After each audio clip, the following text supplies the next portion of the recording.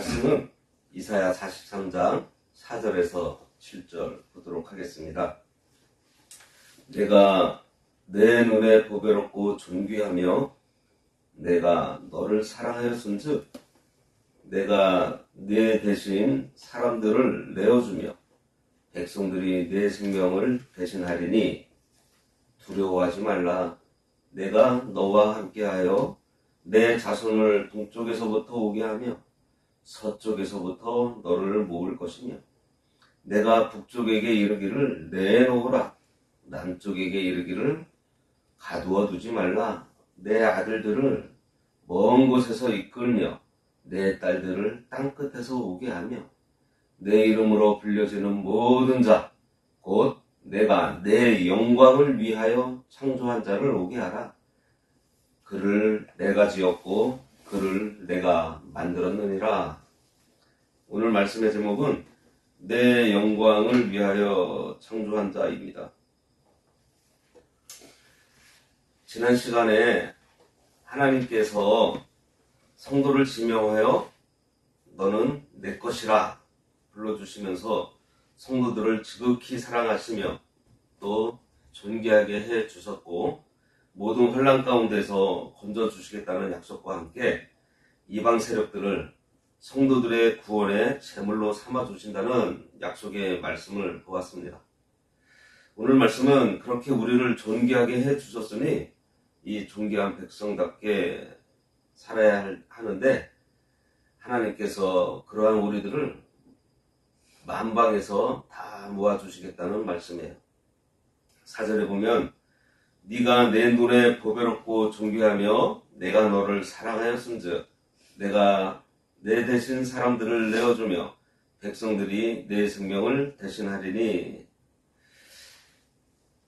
참 하나님 눈에 보배롭고 존귀한 사람이 바로 우리 성도들입니다. 여기 바로 열방을 속량물로 주고 이스라엘을 구속해 주신 그 이유가 여기 나와 있어요.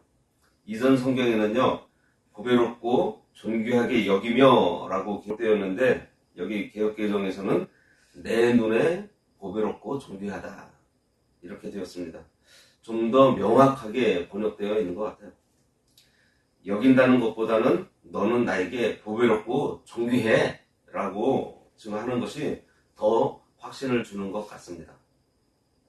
본문의 의미는 원래 보배롭거나 존귀한 존재가 아닌데 하나님께서 보배롭고 존귀하게 하셨다는 의미가 강력하게 암시되어 있습니다.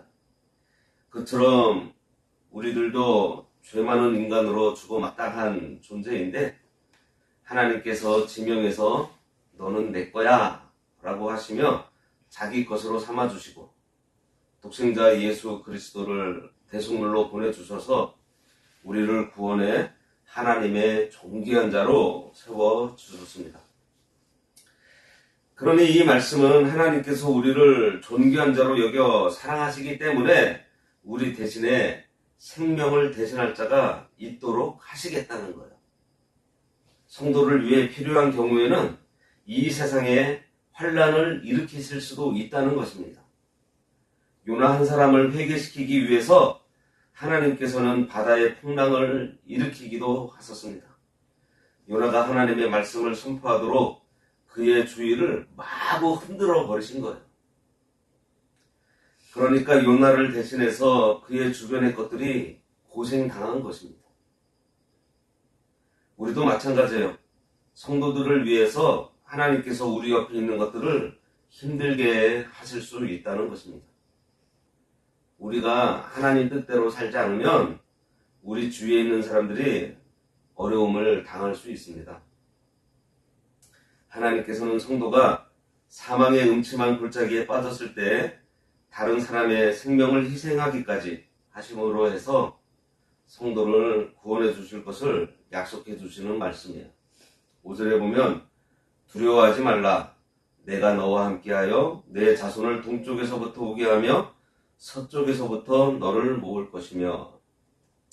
이 말씀은 사방에 흩어진 이스라엘 백성들의 귀환을 의미하는 말씀으로 하나님께서 지명해서 자신의 소유로 삼으신 그들을 절대로 버리지 않으시겠다는 말씀이에요. 너희들이 범죄해서 바벨론에 의해서 저 동방으로 포로로 보내졌고 전쟁으로 다른 나라로 뿔뿔이 흩어졌어도 다시 다 불러서 모으시겠다는 말씀입니다. 당시 이스라엘 백성들은요, 이방 민족의 침략으로 인해서 포로로 잡혀가거나 또는 피난 등의 이유로 바벨론으로 가고 아수르로 가고 본토를 떠나서 아수르 속국인 곳으로도 가고 애국으로도 가고 수리아로도 가고 메소포타미아로도 가고 메대 등에 막 흩어져 있었습니다. 그러니 이 말씀은 이스라엘이 회복될 때 이처럼 세계 각지에 흩어진 자들이 사방에서 돌아오게 될 것을 예언하는 말씀이에요. 이것은 이제 메시아 왕국이 회복될 때에 사방에 흩어져 있는 하나님의 백성들이 그 왕국으로 모일 것을 예언하는 말씀이기도 합니다. 6절에 내가 북쪽에게 이르기를 내놓으라, 남쪽에게 이르기를 가두어 두지 말라, 내 아들들을 먼 곳에서 이끌며 내 딸들을 땅끝에서 오게 하며, 북쪽과 남쪽을 말하고 있는데 이것은 어느 특정 지역을 가리킨다기보다 전 세계 각지를 총칭하는 표현입니다. 그러니 이 말씀은 어느 곳에 가 있더라도 하나님의 택하신 자는 반드시 불러 모으신다는 약속의 말씀이에요. 우리 주위에 어떤 사람은 예수 믿다가 낙심돼서 교회에 나오지 않는 자들 많이 있습니다. 그러나 그 사람들이 정말 택함 받은 사람이라면 어떤 방법으로라도 하나님께서 회개시켜서 돌아오게 하세요. 저 같은 경우도 청년부 회장에 또 신학을 공부하고 군대에서는 군종병으로 복무했던 사람이었는데 세상의 그 쾌락과 즐거움을 즐기면서 살았던 사람입니다. 그런 저를 하나님께서 다시 불러서 자격도 없는데 사용해 주시니 그저 그 쓰임에 감사하면서 이 길을 가고 있어요. 하나님께서 불러주십니다. 내 아들들을 먼 곳에서 이끌며 내 딸들을 땅끝에서 오게 하며, 5절과 같은 말씀으로 지금 강조하기 위해서 반복하고 있어요. 이 예언은 바사왕 고레스가 칙령을 내려서 이스라엘 백성들을 고국으로 돌려보내게 함으로써 성취되는데, 이것은 그리스도께서 하나님 나라의 왕으로 재림하실 때에 모든 하나님의 백성을 모으실 것을 예언하고 있습니다. 그리고 이 예언의 성취는요, 하나님께서 온 세상의 주권자이시고 역사의 섭리자이심을 충분히 증명하고 있어요. 7절입니다. 내 이름으로 불려지는 모든 자, 곧 내가 내 영광을 위하여 창조한 자를 오게 하라. 그를 내가 지었고 그를 내가 만들었느니라. 이스라엘이 비록 하나님으로부터 떠난 백성이지만 그럼에도 불구하고 그들을 고국 땅에 다시 모으시는 이유를 여기서 지금 두 가지로 말하고 있어요. 첫째는 그들이 하나님의 이름으로 일컬어지고 있기 때문입니다. 무슨 말인가 하면 그들은 하나님과의 언약 관계로 인해서 다른 나라와 구별되고 있고, 또한 그들은 여호와를 경배하는 자들로 이방 민족에게 하나님을 대변하는 민족이라는 거예요. 두 번째로는 그들이 하나님의 영광을 위해 창조되었기 때문이에요. 이러한 이스라엘의 회복의 두 가지 이유는 오늘날 우리 성도들에게도 적용이 됩니다.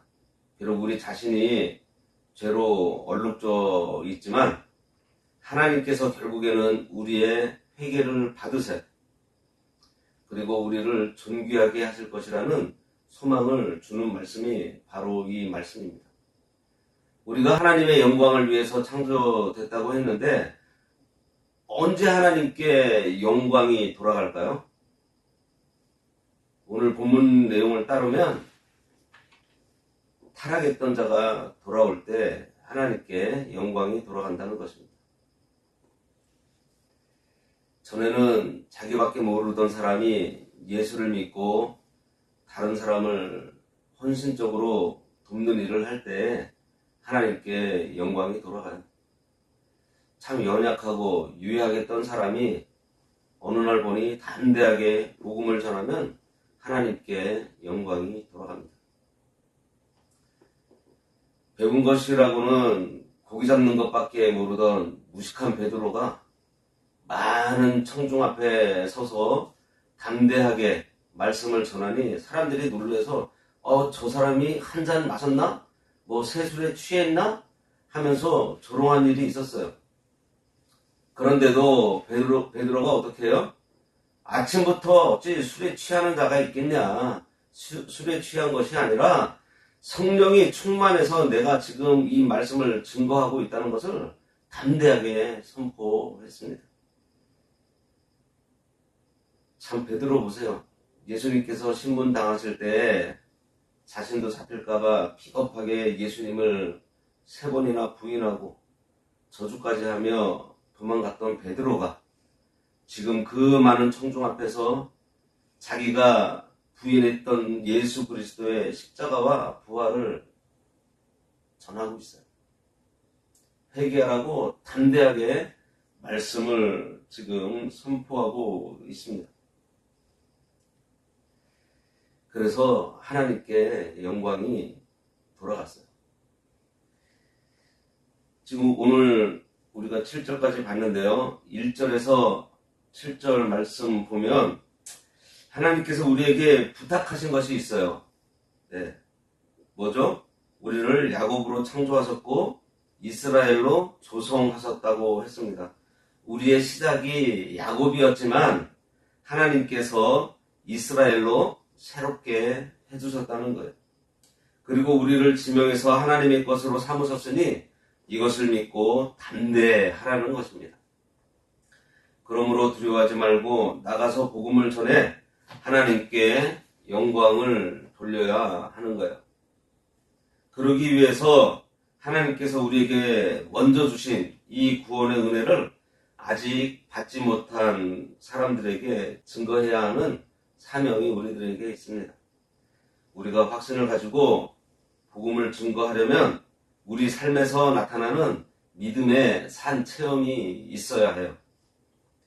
그러한 체험은 하나님의 말씀을 순종하기만 하면 얼마든지 우리가 경험하게 됩니다. 순종하면 하나님의 능력이 우리 삶을 통해서 나타나요. 그러니 역경과 환난을 만나면 두려워하지 말고 먼저 하나님께 기도하며 은혜를 구하면 하나님께서 도와주십니다. 심지어 대적들을 우리들의 속량물로 삼아 주신다고까지 하셨잖아요. 우리가 살아가는 중에 혹 실수하더라도 좀 잘못하더라도 하나님께서는 결국 저 동방 또 남과 북에 온 사방에서 다 불러 모아 다시 일으켜 주신다고 약속하셨잖아요. 그러니 염려하지 말고 담대히 하나님의 은혜를 자랑하는 하나님의 복음의 증인이 되어야 하겠습니다. 기도하겠습니다. 하나님의 영광을 위하여 창조된 우리들의 삶이